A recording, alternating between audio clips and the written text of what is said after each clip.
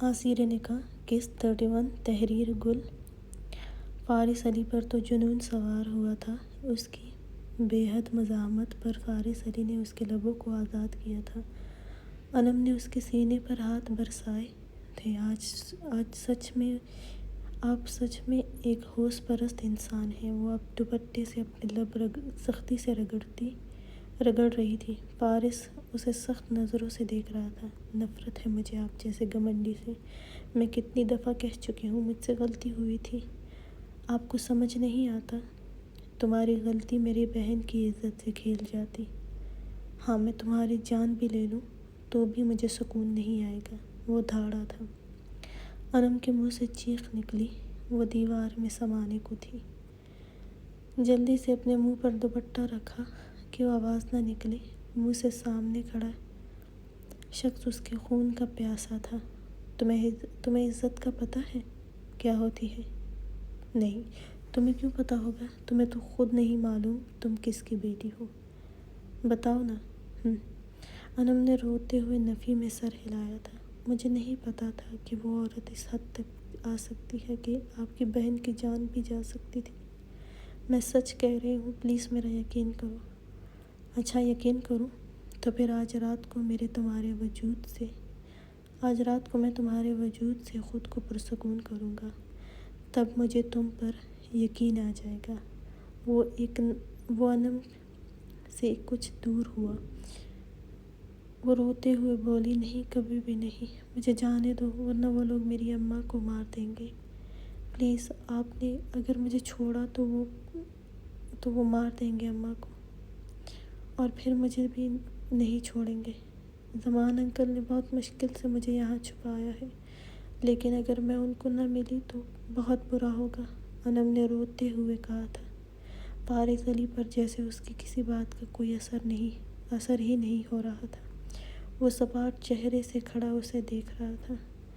انم کے وجود میں اور ہمت نہیں تھی، اس لیے وہیں زمین پر گرنے کے انداز میں بیٹھ گئی تھی۔ فارس علی نے اس کے بلکتے وجود کو دیکھ کر کہا، کھانا ابھی ملازمہ لے کر آئے گی تو آرام سے کھا لینا۔ انم نے روتے ہوئے کہا، نہیں کھاؤں گی، کچھ نہیں کھاؤں گی۔ فارس علی نے کہا، مرضی تمہاری اپنی ہے، پھر رات کو تم مجھے سہنے کے بعد ہی مر جاؤ گی، اور اگر تمہارا مردہ وجود میں تمہاری ماں کو بھیجوں گا تو پھر تمہاری ماں بھی وہیں ماری جائے گی۔ انم نے تڑپ کر اسے اس بے حد سخت انسان کو دیکھا تھا۔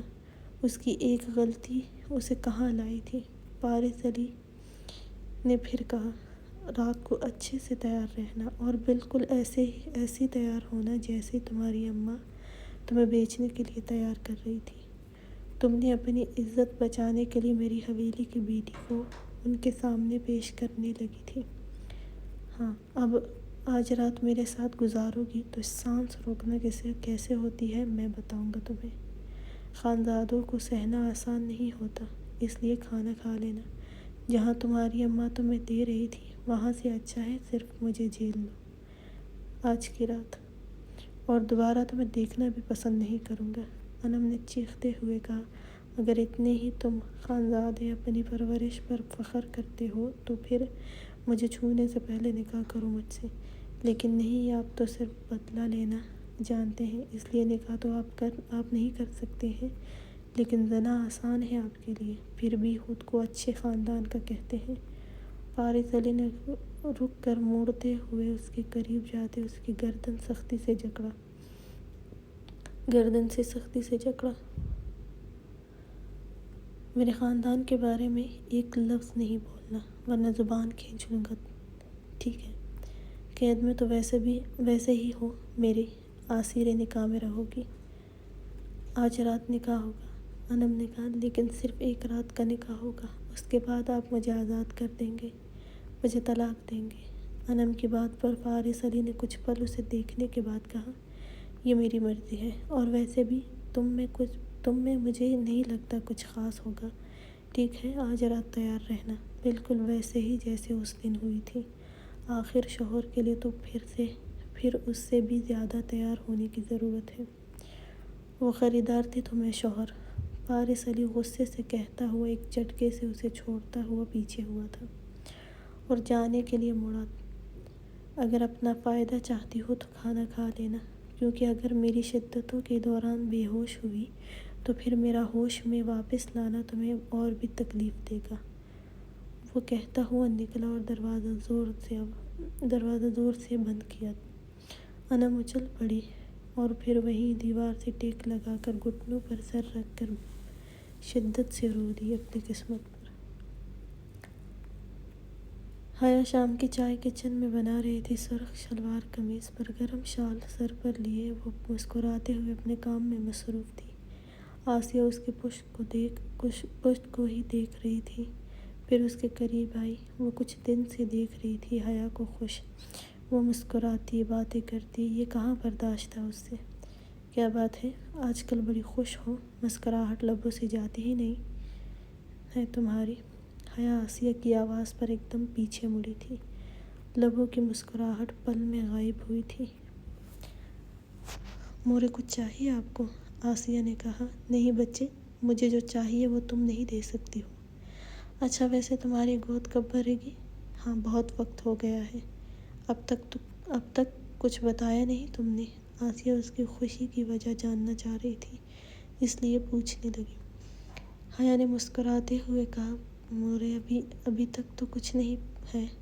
آسیہ نے اس بات میں سر ہلایا۔ شوہر کہاں ہے تمہارا؟ حیا نے چونک کر ان کو دیکھا۔ وہ ڈاکٹرز کی ٹیم کے ساتھ گئے ہیں اسلام آباد۔ آسیہ نے کہا، اچھا، اور کیا نام تھا؟ ہاں انم، کیا وہ بھی گئی ہے؟ حیا نے کچھ سوچ کر کہا، ہاں شاید وہ بھی گئی ہے ان کے ساتھ۔ آسیہ نے اس بات میں سر ہلایا۔ آسیہ نے جانے سے پہلے کہا، جلدی ہی تمہاری گود بھرنی چاہیے اور سب سے پہلے مجھے بتانا۔ حیا نے شرماتے ہوئے اس بات میں سر ہلایا۔ آسیہ تیز نظر اس کے جھکے سر پر ڈال کر وہاں سے چلی گئی تھی۔ حیا اور شادین کو حویلی آئے ہوئے ایک ہفتے سے اوپر ہو گیا تھا اور شادین اپنے ہاسپٹل کے کچھ کام کے لیے ڈاکٹرز کے ساتھ تھا۔ حیا نے سب کچھ تیار کیا اور انا جان کے پاس آئی تھی، جہاں کشمالہ پہلے سے ہی موجود تھی۔ آغا جان نے شاہ نواز کے نکاح کی تاریخ رکھی، لیکن انا جان کو برا لگا تھا کہ اس نے نکاح کے لیے ہاں کی ہے اور اسے کچھ بتایا نہیں۔ اس لیے وہ شاہ نواز سے بات کرنا چاہتی تھی، لیکن وہ رات دیر سے آتا اور چلا جاتا۔ کشمالہ کو بھی پتہ نہیں چلتا کہ وہ کب آیا اور کب گیا۔ انا جان نے کشمالہ کو دیکھ کر کہا، کشمالہ، شاہ نواز کہاں ہے؟ کشمالہ جو خود بھی اداس سی تھی بولی، وہ تو آج کل بہت جلدی چلے جاتے ہیں، میرے اٹھنے سے بھی پہلے۔ کشمالہ نے نظر جھکاتے ہوئے کہا تھا۔ انا جان نے کشمالہ کو دیکھ کر اداسی سے کہا، تمہارے ہاں اولاد ہوتی تو ہم خان جی کو اس نکاح کو کرنے سے روک دیتے۔ لیکن کشمالہ نے جھٹکے سے سر اٹھا کر انا جان کو دیکھا تھا، پھر بولی، اولاد مطلب بچے؟ انا جان اس کی بات پر اسے حیرانی سے اسے دیکھا تھا۔ ہاں، کشمالہ نے جلدی سے کہا، میری اولاد کیسے ہوگی ہیں؟ انا جان نے گھور کر کشمالہ کو دیکھا تھا، پھر بولی، یہ تم شاہ نواز سے پوچھنا، وہی تمہیں بچے دے سکتا ہے۔ کشمالہ نے کہا، ٹھیک ہے، میرے بچے ہوں گے تو آغا جان ان کا نہیں کرنے دیں گے نا؟ انا جان نے نفی میں سر ہلاتے ہوئے بولی، تمہاری انہی بے وقوفیوں کی وجہ سے شاہ نواز نے نکاح کے لیے اظہار کیا ہے۔ کشمالہ نے اداسی سے سر جھکاتے ہوئے کہا، کیا وہ سچ میں شادی کر لیں گے؟ انا جان نے کہا، تاریخ رکھ دی ہے اور آسیہ پورے گاؤں میں بھی یہ بات بتا چکی ہے، 2 دن بعد ہی نکاح رکھا گیا ہے۔ کشمالہ کو بے چینی ہونے لگی تھی، ایسے کیسے انہوں نے شادی کرنی ہے؟ وہ انا جان کے کمرے سے بے خیالی میں نکلی تھی۔ آسیہ نے پوری حویلی کو سجانے کا کہا تھا۔ کشمالہ کو دیکھ کر کہا، آسیہ خانم نے تیز آواز میں کہا۔ آسیہ نے پوری حویلی کو سجانے کا کہا تھا۔ کشمالہ کو دیکھ کر تیز آواز میں کہا، نوشین، شادی کا جوڑا تم اپنی مرضی سے چاہتی ہو تو پھر تیار ہو جاؤ۔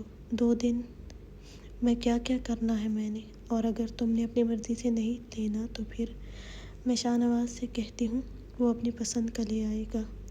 کشمالہ نے رخ موڑ کر آسیہ کی طرف دیکھا تھا۔ نوشین نے ناگواری سے کہا، جب باقی کسی چیز میں میری مرضی نہیں پوچھی آپ نے تو اس کی بھی آپ اپنی مرضی ہی چلائیں۔ نوشین کے جواب پر آسیہ نے نوشین کو گھورا، پھر اٹھ کر کشمالہ کے قریب آئی تھی۔ کشمالہ ڈر کے کچھ قدم پیچھے ہوئی تھی۔ دیکھو لڑکی، تمہاری خوبصورتی بھی میرے سامنے کسی کام کی نہیں ہے۔ میں جو کہتی ہوں کر کے رہتی ہوں۔ تم نے بہت تاثیر کیا ہوگا اپنی زلفوں کا شاہ نواز کو، لیکن وہ تو صرف تاثیر نکاح ہی رہا۔ 2 دن بعد، صرف 2 دن بعد تمہیں شاہ نواز کے کمرے سے باہر پھینکوں گی اور پھر اسی طرح اس کی زندگی سے بھی نکل جاؤ گی۔ آخر اس نے جتنا بھی تمہارے لیے سب سے لڑائی کی، تمہیں اپنی حفاظت میں رکھا، تمہاری اس خوبصورتی کو استعمال بھی کیا ہوگا، لیکن تم سے اولاد نہیں پیدا کی۔ پتہ ہے کیوں؟ وہ تو نوشین ہی کرے گی۔ چلو کچھ دن اس نے بھی اپنی راتیں رنگین کی تمہارے ساتھ، اور اب وہ تمہیں نکال باہر کرے گا اپنی زندگی سے۔ میں تمہیں بسنے کبھی بھی نہیں دوں گی کہ تم میرے نوشین کی اولاد کی نوکرانی ہوگی۔ شاہ نواز خود تمہیں اپنی اور نوشین کے اولاد کی نوکرانی بنائے گا۔ چلو 2 دن اور شاہ نواز کی قربت حاصل کر لو، لیکن نہیں، وہ تو کافی دنوں سے تمہارے قریب بھی نہیں آیا ہوگا، کیونکہ اس کے پاس تمہارے لیے وقت ہی نہیں ہوگا۔ کشمالہ خاموش رہی۔ حیا سیڑھیوں میں تھی، وہ بھی سب سن چکی تھی۔ گہری سانس لی، کشمالہ نظریں جھکائے اپنے کمرے میں آئی تھی۔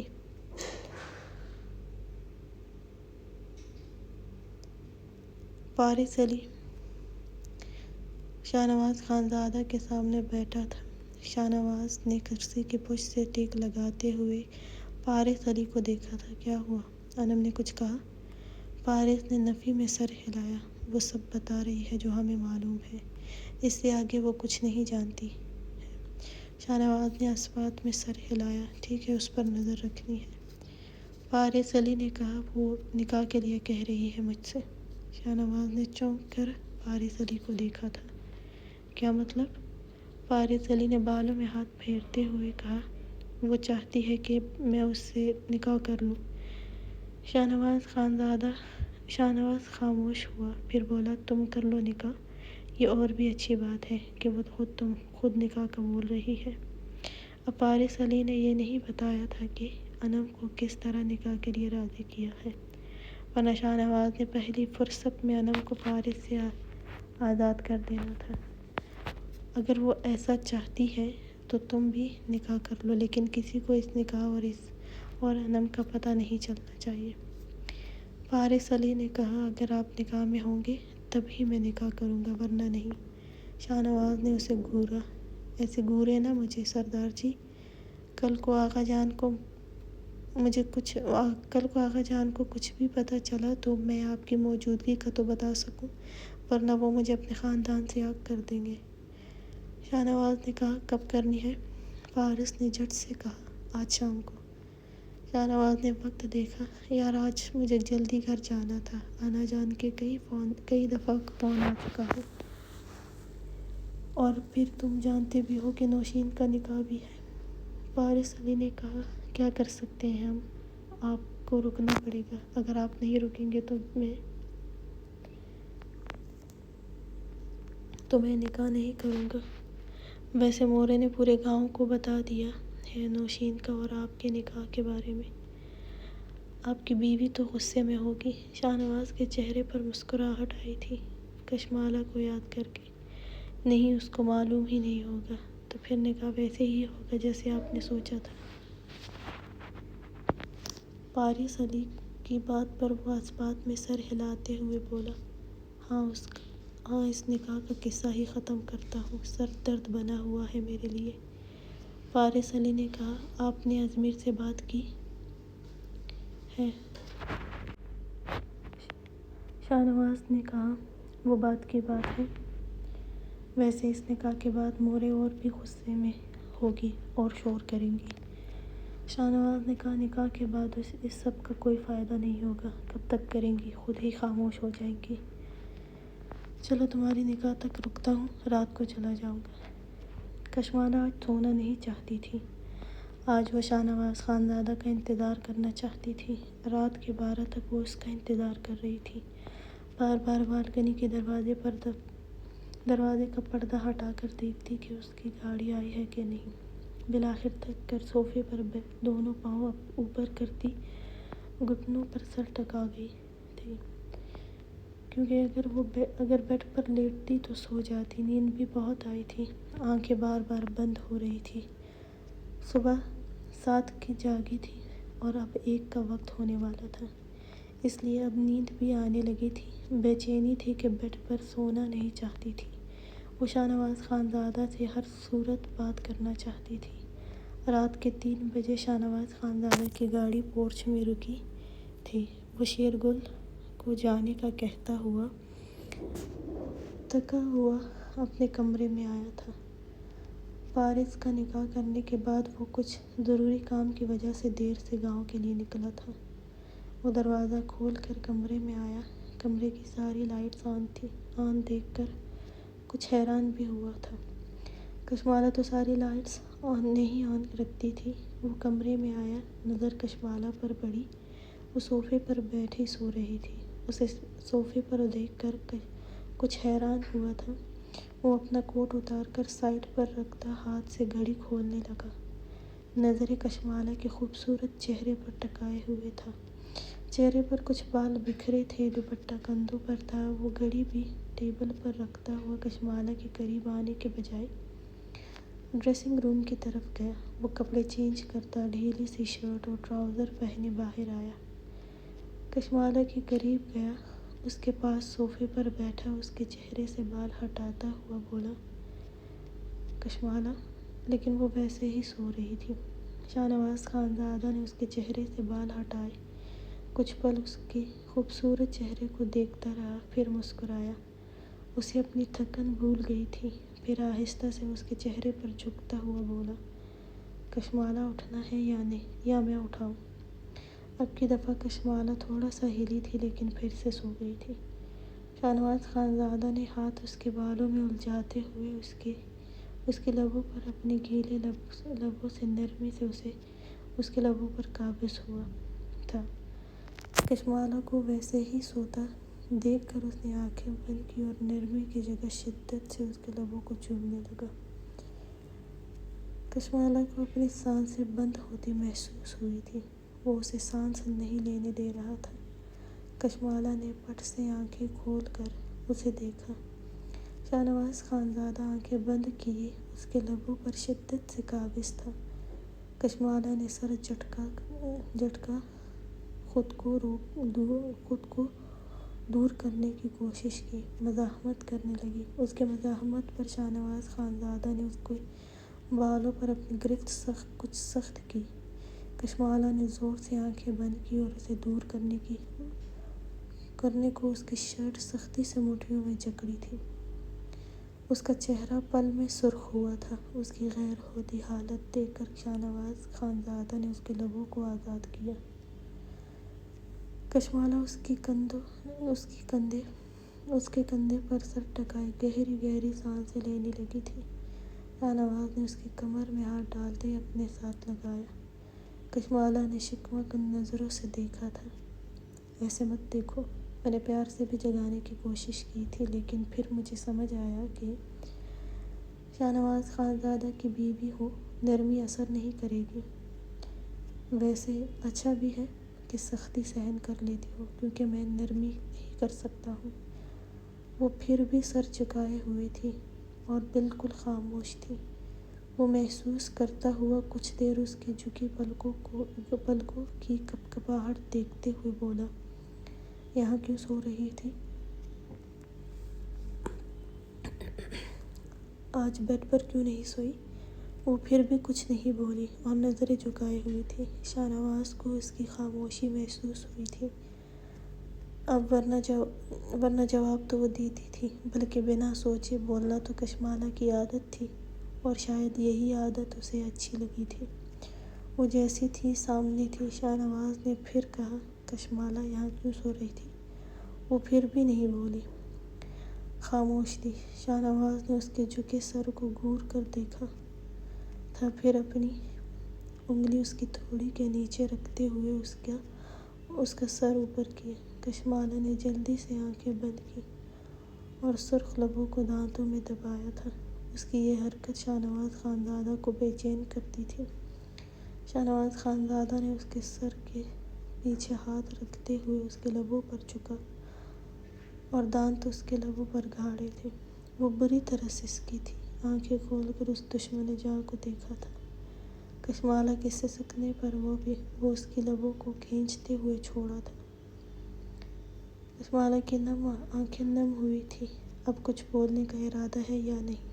اگر اب بھی نہیں ہے تو پھر میں تمہیں کھانا شروع کر دوں گا۔ وہ تھوڑا سخت لہجے میں بولا تھا۔ انگوٹھا اس کے سرخ لبوں پر پھیرنے لگا تھا۔ یہاں کیوں سو رہی تھی؟ کشمالہ نے کہا، بیڈ پر نیند نہیں آ رہی تھی۔ شاہ نواز خانزادہ نے اسے گھورتے ہوئے کہا، روز تو آتی تھی، تو آج بیڈ پر نیند کیوں نہیں آ رہی تھی؟ تمہیں بنا وجہ کے ایسا کبھی بھی نہیں ہوتا۔ کشمالہ نے کہا، آپ کا انتظار کر رہی تھی۔ شاہ نواز نے اس بات میں سر ہلاتے ہوئے کہا، وہ تو میں جانتا ہوں کہ تم میرا انتظار کر رہی تھی، تبھی یہاں بیٹھی ہو، اور انتظار کیوں کر رہی تھی یہ بھی بتا دو۔ اب کشمالہ نے شکوے بھرے لہجے میں کہا، کیا میں آپ کا انتظار نہیں کر سکتی ہوں؟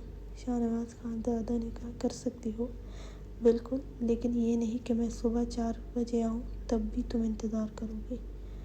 ابھی تمہارے آرام کے دن ہیں، کیونکہ جب میں نے اپنا حق لینا شروع کیا تو پھر تم سے انتظار نہیں ہوگا میرے لیے۔ کشمالہ نے کہا، تو کیوں آتے ہیں اتنا دیر سے؟ شاہ نواز نے کچھ پل اسے دیکھتے ہوئے کہا، اگر وقت پر آؤں گا تو پھر تمہارے لیے مسئلہ ہوگا۔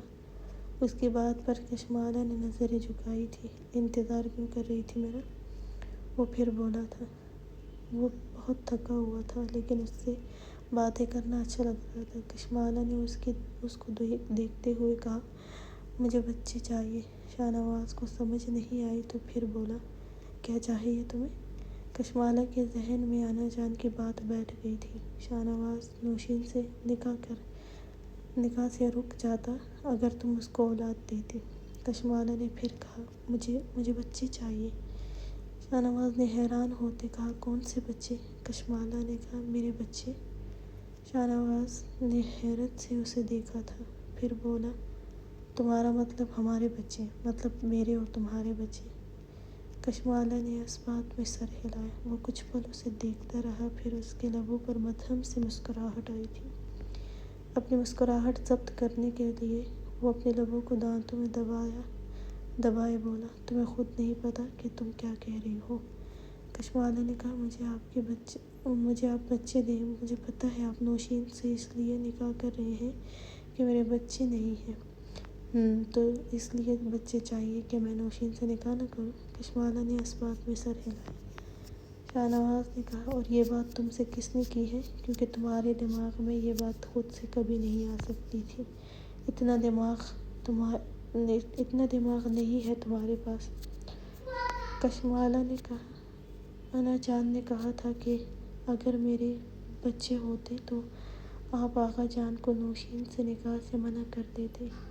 تو میں نے انا جان سے کہا تھا، میرے بچے کب ہوں گے؟ تو انہوں نے کہا شاہ نواز سے کہو وہی دے سکتا ہے۔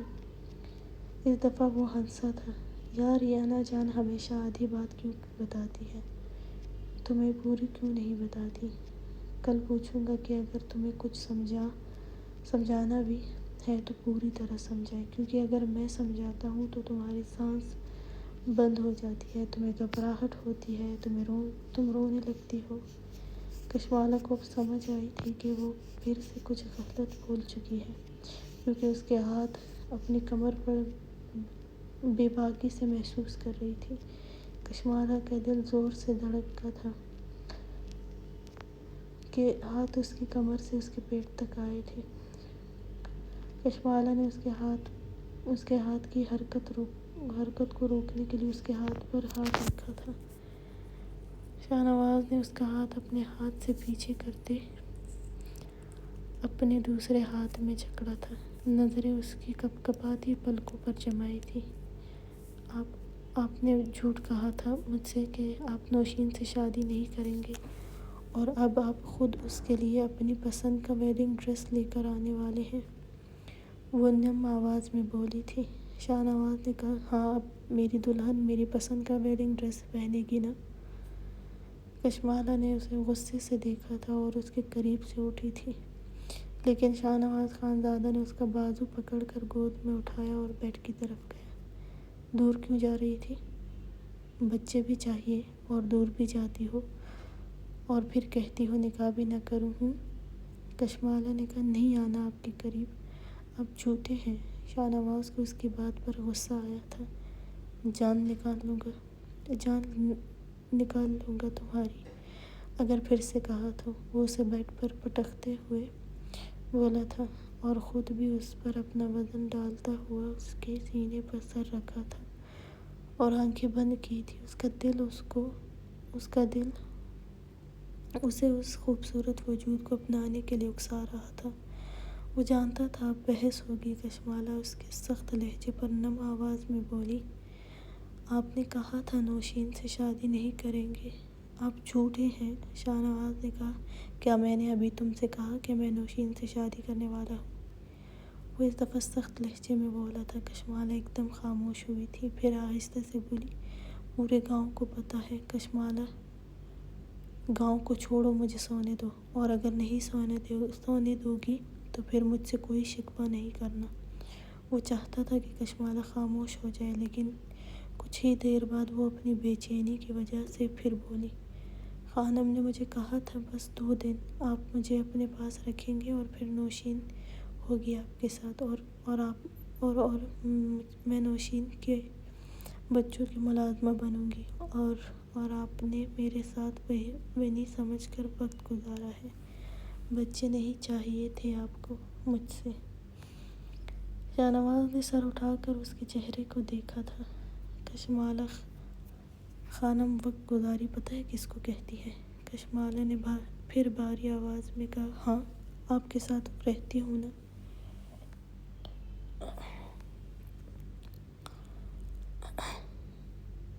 شاہ نواز خانزادہ کو اس پر پھر غصہ آیا تھا، جو بات کا پتہ نہیں ہوتا، اور رونا شروع کر چکی تھی۔ وہ تھوڑا اوپر ہوتے سارے لائٹس بند کرتا ہوا اپنی شرٹ بھی ریموو کر چکا تھا۔ کشمالہ کو بنا سمجھنے کا موقع دیے اس کی شرٹ غصے سے کندھے سے چاک کی اور اس کے کندھے پر شدت برسانے لگا تھا۔ کشمالہ نے ڈرتے ہوئے کہا، کشمالہ کے لبوں سے بے ساختہ سسکی نکلی تھی، یہ کیا کر رہے ہیں آپ؟ شاہ نواز نے کہا، وقت گزاری کر رہا ہوں، تمہیں سمجھاتا ہوں کہ وقت گزاری کیا ہوتی ہے۔ اس کی شدتیں لمحہ بلمحہ بڑھتی گئی۔ کشمالہ سے اس کا غصے میں اس قدر شدت سے دیکھنے پر تڑپتے ہوئے اسے پیچھے کرنے کی کوشش کی، لیکن وہ اس کے اتنے بڑے وجود کو خود سے دور نہیں کر سکتی تھی، اس لیے رونے لگی، درد ہو رہا ہے مجھے، پلیز۔ ہاں، درد دے کر ہی تو تمہیں بتانا ہے کہ وقت گزاری کیا ہوتی ہے۔ تمہیں تو عقل نہیں آئے گی، تو چلو آج تمہیں اچھے سے عقل دیتا ہوں۔ کشمالہ بہت ڈر گئی تھی اس کی شدتوں سے، وہ غصے میں تھا۔ السلام علیکم، کیسے ہیں سب؟ آج کی ایپیسوڈ دیر سے دینے کے لیے معذرت کرتی ہوں، اور میں آپ سب کو بتانا چاہوں گی کہ یہ ناول ونی بیس ہے، سیکنڈ میرج بیس نہیں ہے۔ مجھے سیکنڈ میرج پسند نہیں، اس لیے مجھے آمنہ کا چیپٹر کلوز کرنا ہے، لیکن ساتھ آسیہ خانم کا بھی، اس لیے ناول کو ریڈ کرتے جائیں، آپ سب کو اچھا لگے گا۔ اور ایک ٹویسٹ آنے والا ہے، اور میں پھر سے بتا رہی ہوں کہ یہ ناول ونی پر لکھ رہی ہوں۔ کیسی لگی ہے آج کی ایپیسوڈ ضرور بتائیں کامنٹس میں، لائک اور سبسکرائب بھی کریں۔ یہ ایپیسوڈ میں نے 2-3 دفعہ وائس اوور کیا، اور 2-3 دفعہ ہی وائس اوور نہیں ہوا، اور اب اس دفعہ پھر سے کر رہی ہوں، اس لیے لیٹ ہو رہی ہوں۔ اللہ حافظ۔